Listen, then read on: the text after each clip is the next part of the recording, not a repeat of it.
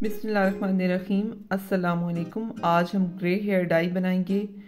तो ये special hair dye है। ये हमारे बालों में इस तरह से डार्क मैरून शेड आएगा इससे। अब इसके लिए सबसे पहले जो चीज़ें बहुत ज़रूरी हैं वो है आंवला और अनार। ये दोनों, अब इन दोनों का जो कम्बिनेशन है वो आपके बालों को सही डार्क मैरून शेड देगा और ऐसा कलर आएगा जो मेंटेन रहेगा और मतलब वो पक्का होता जाएगा। जैसे जैसे आप डाई लगाते जाएंगे वो डे बाय डे वो पक्का होता जाएगा। अब इस डाई को बनाने के लिए सबसे पहले हम आयरन की कढ़ाई लेंगे। आयरन कढ़ाई बहुत ज़रूरी है क्योंकि बालों में जो कलर आपको चाहिए ना, ब्लैक कलर, तो उसमें आयरन कढ़ाई का बहुत अहम रोल है। अब ये जो तकरीबन एक बड़ा कप जो है ना मैंने आंवला लिया है। तो आंवला आपके पास जिस भी फॉर्म में, चाहे फ्रेश है या ड्राई फॉर्म में, आप ले सकते हैं। और 4 चम्मच के करीब मैंने रीठा पाउडर लिया है। अब रीठा जो है इसे सोप नट भी कहते हैं। ये हमारे बालों को नीट करता है, यानी डीपली क्लीन करता है, ड्राइनेस नहीं होती इससे और बाल सही तरीके से साफ भी हो जाते हैं।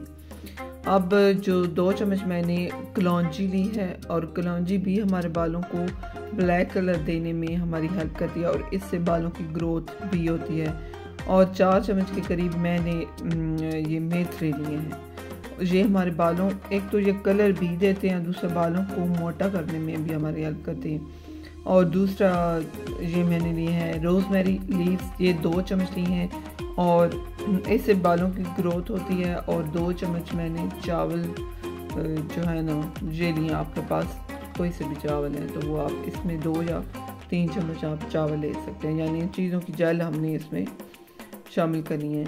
अब 1 मुट्ठी मैंने हिबिस्कस के लीव्स और इतने ही उसके फूल लिए हैं। और बालों में जो हमारी इचिंग हो जाती है ना, ड्राइनेस वगैरह, खुश्की, उसको ख़त्म करने के लिए मैंने 1 मुट्ठी के करीब नीम के पत्ते और 1 ही मुट्ठी के करीब कड़ी पत्ता लिया है। अब 1 मुट्ठी मोरिंगा लिया है और ये तकरीबन 3 चम्मच मैंने लिए हैं बीटरूट पाउडर। और फिर इसके बाद आप अनार डालें। अब अनार इतना भी डाल सकते हैं या फिर इससे छोटा, आप जैसा भी चाहें। अब इतनी सारी चीज़ें यूज़ किया, आप इससे कंफ्यूज ना हों। मतलब इसके लिए अगर आपने डाई बनानी है ना तो अनार, आंवला और रीठा, ये बहुत इंपॉर्टेंट चीज़ें हैं। और एक आयरन कढ़ाई, इन तीनों को भी मिक्स करके आप हेयर डाई बना सकते हैं।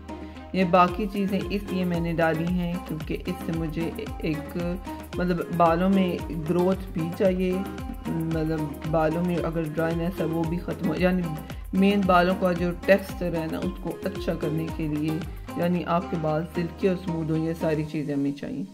अब इस सारे मिक्सचर को मैंने ओवरनाइट के लिए 1.5 लीटर पानी में रख दिया था। अब इसको ओवरनाइट जब रखा था तो इस तरह से इसका जो कलर है वो ब्लैक होना शुरू हो गया। अब इसको हमने इतना पकाना है ताकि ये जो सारी चीज़ें एक तो सही तरीके से गल जाएं और दूसरा ये जो जितना मिक्सचर है वो सही तरीके से थिक हो जाए। थिक हो जाएगा, इसका ये है कि जैसे थिक होगा ना, इट्स मीन कि सारी चीज़ों ने अपनी क्वालिटीज़ रिलीज़ कर दी हैं।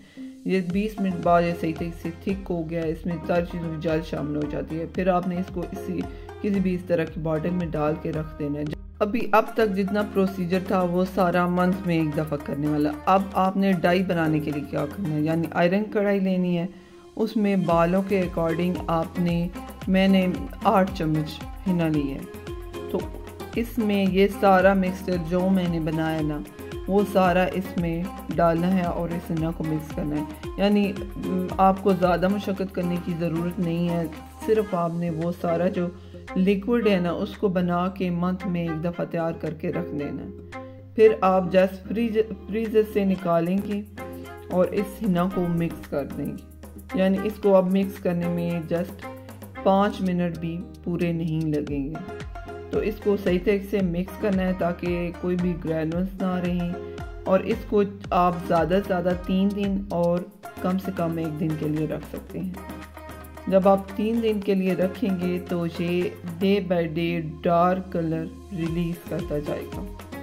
और फिर आपने इस हिना को तकरीबन 3 घंटे लगाना है। सर्दियों में 2 घंटे भी लगा सकते हैं। 3 घंटे लगाना और फिर आपने जस्ट मैंने जिक्र किया कि ये ईद स्पेशल हेयर डाई है, तो ईद तक आपने 4 दफ़ा मस्त लगाना है। तो फिर ईद पर इंशाल्लाह आपके बालों में डार्क मैरून शेड आएगा, जो बिल्कुल भी पता नहीं चलेगा कि आपने हिना लगाई है।